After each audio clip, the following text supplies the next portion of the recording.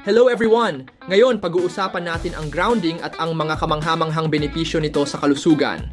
Ang grounding o earthing ay ang pagkakaroon ng direktang pisikal na koneksyon sa lupa.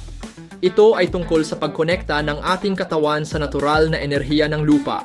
Ano ang mga benepisyo nito sa kalusugan? 1. Pagbawas ng inflamasyon.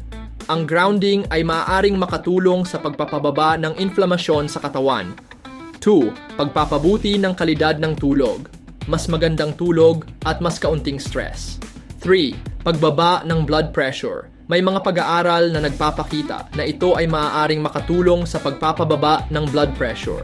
4. Pagpapahusay ng blood circulation. Isa pang benepisyo ay ang pagpapabuti ng daloy ng dugo. 5. Pagbaba ng stress. Nakakatulong ito sa pagpapababa ng stress at pagpapabuti ng mood. Paano ginagawa ang grounding? Maglakad ng nakayapak sa damuhan o sa tabing dagat. Pwede din gumamit ng grounding mats, patches, or sapatos kung nasa loob ng bahay. Ano ang mga pag-aaral tungkol dito? Ayon sa pananaliksik mula sa mga institusyon tulad ng California Institute for Human Science, ang grounding ay maaaring magdulot ng positibong epekto sa ating physiological properties, stress levels, at tulog. Salamat sa panonood. Huwag kalimutang mag-like, share at subscribe para sa mas marami pang health tips.